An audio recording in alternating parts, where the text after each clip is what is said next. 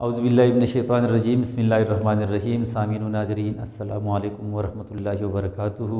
Urdu grammar کے ساتھ آپ کی خدمت میں حاضر ہوں۔ آپ سے گزارش ہے اس چینل کو سبسکرائب کریں اور آج کی ویڈیو کو آخر تک دیکھیں تاکہ آج کے عنوان کے حوالے سے تمام باتیں آپ کی سمجھ میں اچھی طرح آ جائیں۔ اردو گرامر میں آج ہم نے جس عنوان کا انتخاب کیا ہے وہ ہے جملہ اور اس کی اقسام۔ جملہ اور اس کی اقسام جاننے سے قبل آئیے پہلے جانتے ہیں کہ مرکب کسے کہتے ہیں۔ پہلے مرکب کی تعریف جانتے ہیں، پھر ہماری سمجھ میں خود بخود جملے کی تعریف آ جائے گی۔ تو مرکب کی تعریف یہ ہے کہ دو یا دو سے زیادہ الفاظ کے مجموعے کو مرکب کہتے ہیں۔ مرکب کسے کہتے ہیں؟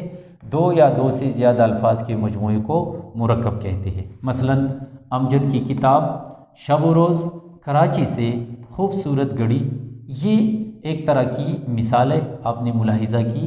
اسی طرح دوسری طرح کی مثال ہے، یہ امجد کی کتاب ہے، آپ کے شب و روز کیسے گزرتے ہیں، ہم آج کراچی سے آئے، میری کلائی پر ایک خوبصورت گھڑی ہے وغیرہ۔ یہ دوسری طرح کی مثال ہے، آپ نے ملاحظہ کی۔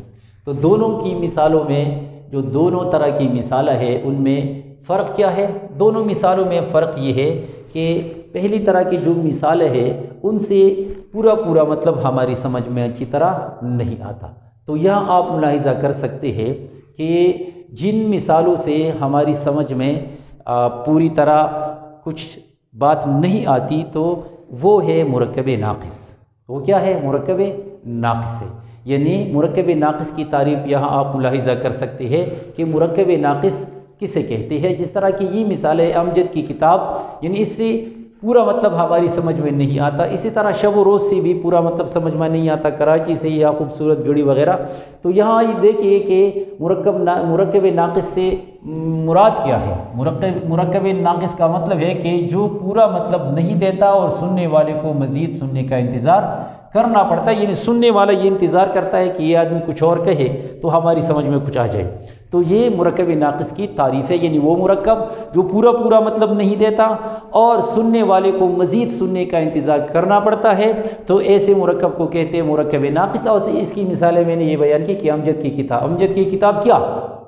کچھ بھی سمجھ میں نہیں آتا۔ اسی طرح شب و روز وغیرہ۔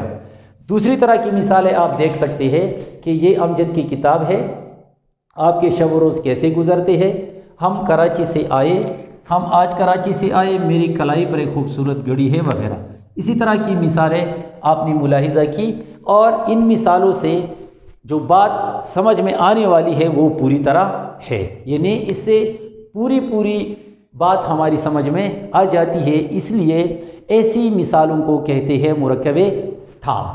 تو یہاں آپ مرکب تام کی تعریف بھی ملاحظہ کر سکتے ہیں کہ مرکب تام کسے کہتے ہیں، یعنی وہ مرکب جو پورا مطلب دیتا ہے اور سننے والے کو مزید سننے کا انتظار نہیں کرنا پڑتا، تو ایسے مرکب کو کہتے ہیں مرکب تام۔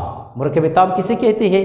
یعنی وہ مرکب جو پورا مطلب دیتا ہے اور سننے والے کو مزید سننے کا انتظار نہیں کرنا پڑتا، ایسے مرکب کو کہتے ہیں مرکب تام، یا اس کو کلام تام بھی کہتے ہیں یا اس کو جملہ بھی کہتے ہیں۔ تو دونوں مثالوں میں اپنے فرق ملاحظہ کیا۔ تین باتیں یہاں آپ نے سیکھ لی۔ نمبر ایک یہ کہ مرکب کسے کہتے ہیں، نمبر دو یہ کہ مرکب ناقص سے کیا مراد ہے، نمبر تین یہ کہ مرکب تام یا کلامی تام یا جملہ کسے کہتے ہیں۔ اور چوتھی بات یہ ملاحظہ کرے کہ مرکب ناقص مرکب تام کا ہمیشہ حصہ ہوتا ہے، یعنی مرکب ناقص کیا ہوتا ہے؟ مرکب ناقص ہمیشہ مرکب تام کا حصہ ہوتا ہے۔ یہاں آپ مثال ملاحظہ کر سکتے ہیں، میری کلائی پر ایک خوبصورت گھڑی ہے، اور یہاں ہم نے ایک مثال خوبصورت گھڑی، تو یہ مرکب ناقص ہے جو اس کا حصہ بن گیا کہ مرکب ناقص یہاں خوبصورت گھڑی ہے، یا کلائی پر بھی ایک مرکب ناقص ہے، یا میری کلائی بھی مرکب ناقص ہے۔ تو یہ مرکب ناقص ہمیشہ مرکب تام کا حصہ ہوتا ہے۔ تو یوں آپ نے چار باتیں سیکھ لی۔ نمبر ایک مرکب کسے کہتے ہیں، نمبر دو مرکب تام مرکب ناقص سے کیا مراد ہے، نمبر تین مرکب تام کلامی تام یا جملہ کسے کہتے ہیں، اور نمبر چار بات یہ کہ مرکب ناقص ہمیشہ مرکب تام کا حصہ ہوتا ہے۔ اب آتے ہیں اپنے مقصد کی طرف، یعنی جملے کی طرف۔ جملے سے کیا مراد ہے، جملہ کسے کہتے ہیں؟ تو اس کی ہم مختصر سی اور جامع تعریف یوں کر سکتے ہیں کہ الفاظ کا وہ مجموعہ جو پورا مطلب دیتا ہے اور سننے والے کو مزید سننے کا انتظار نہیں کرنا پڑتا، اسے جملہ کہتے ہیں۔ جملہ کسے کہتے ہیں؟ الفاظ کا وہ مجموعہ جو پورا پورا مطلب دیتا ہے اور سننے والے کو مزید سننے کا انتظار نہیں کرنا پڑتا، جملہ کہلاتا ہے۔ مثلا میں نے خط لکھا، اس سے پورا مطلب سمجھ میں آ گیا۔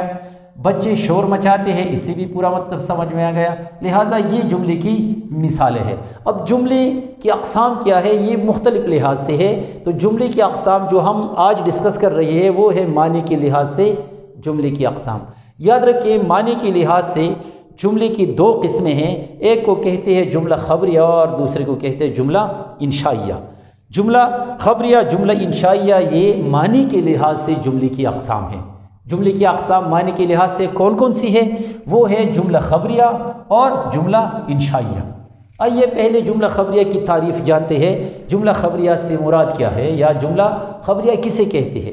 تو وہ جملہ جس کے کہنے والے کو سچا یا جھوٹا کہا جا سکے یا کسی واقعے کی خبر دے، یعنی اس میں کسی واقعے کی خبر دی جاتی ہے اور اس کے کہنے والے کو جھوٹا یا سچا کہا جا سکتا ہے۔ تو جملہ خبریہ سے مراد کیا ہے کہ جس کے کہنے والے کو سچا یا جھوٹا کہا جا سکے اور اس میں کسی واقعے کی طرف اشارہ ہو یا کسی واقعے کی خبر دے دے۔ مثلا فراز اسکول گیا، اب دیکھیں اس میں ایک خبر دی گئی ہے کہ فراز کے جانے کی، اسی طرح بچے دوڑتے ہیں وغیرہ۔ یہ جملہ خبریہ کی مثالیں ہو گئی۔ اب آتی ہے جملہ انشائیہ کی طرف۔ جملہ انشائیہ سے مراد کیا ہے؟ تو جس کے کہنے والے کو سچا یا جھوٹا نہ کہا جا سکے اور واقعے کی خبر دے۔ اس میں بھی ایک واقعے کی خبر دی جاتی ہے لیکن اس کے کہنے والے کو یا اس جملے کو سچا یا جھوٹا نہیں کہا جا سکتا۔ مثلا آپ دیکھیں تم اسکول جاؤ، تو اس میں کیا ہے؟ حکم ہے جاؤ، اس میں کوئی جھوٹ یا سچ نہیں ہے۔ کیا بچہ رو رہا ہے؟ یہ ایک سوالیہ جملہ ہے۔ اسی طرح کاش ہم میچ نہ ہارتے وغیرہ۔ تو یہ آپ نے دیکھ لیا کہ جملہ انشائیہ سے مراد کیا ہے؟ وہ جملہ جس کے کہنے والے کو سچا یا جھوٹا نہیں کہا جا سکتا، نہ کہا جا سکے، نہیں کہا جا سکتا، یا جو جھوٹ یا سچ پر مبنی وغیرہ نہ ہو اور کسی واقعے کی طرف اشارہ کرے یا خبر دے، تو اسے کہتے ہیں جملہ انشائیہ۔ مثلا تم اسکول جاؤ، کیا بچہ رو رہا ہے، کاش ہم میچ نہ ہارتے۔ تو یہ جملہ انشائیہ کی مثالیں ہو گئی۔ اب ہم آتے ہیں جملہ خبریہ کی طرف کہ جملہ خبریہ کی کون کون سی اقسام ہیں یا کون کون سی مثال ہے۔ جملہ خبریہ کی قسمیں بنیادی طور پر وہ دو ہے۔ نمبر ایک ہے جملہ اسمیہ اور نمبر دو ہے جملہ فعلیہ۔ جملہ اسمیہ سے مراد کیا ہے؟ جملہ اسمیہ وہ جملہ جس کے مسند الیہ اور مسند دونوں اسم ہوں، یعنی دونوں اسم ہوں، اس میں کسی فعل وغیرہ کا ذکر نہ ہو، کسی کام کا ذکر نہ ہو، تو اسے کہتے ہیں جملہ فعلیہ۔ اور اس میں فعل ناقص آئی، اس کی تعریف کیا ہو گئی؟ وہ جملہ جس کے مسند الیہ اور مسند دونوں اسم ہوں اور اس میں فعل ناقص آئے تو اسے کہتے ہیں جملہ اسمیہ۔ مثلا یہاں آپ مثالیں ملاحظہ کر سکتے ہیں۔ غفران ذہین ہے، انجم غائب تھا۔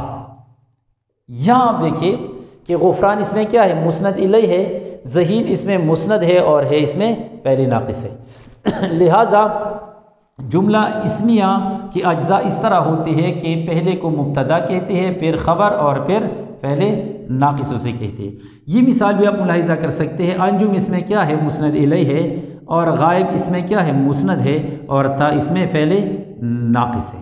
لہٰذا یہ مسند الیہ یہ اصل میں کیا ہے؟ مبتدا ہے، اور مسند یہاں پر کیا ہے؟ خبر ہے، اور یہ تھا اس میں کیا ہے؟ یہ فعل ناقص ہے۔ اب آتی ہے جملہ فعلیہ کی طرف۔ جملہ فعلیہ سے مراد کیا ہے؟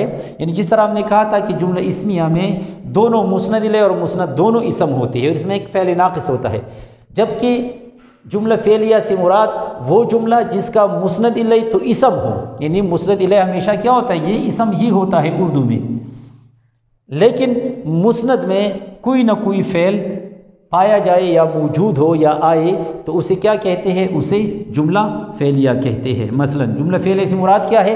وہ جملہ جس کا مسند الیہ تو اسم ہو لیکن مسند میں کوئی نہ کوئی فعل آئے اسے جملہ فعلیہ کہتے ہیں۔ مثلا کامنی سبق پڑھتے، اب دیکھیے اس میں ایک فعل ہے، فعل تام اس کو بھی آپ کہہ سکتے ہیں، پورا فعل ہے یعنی پورا کام ہے۔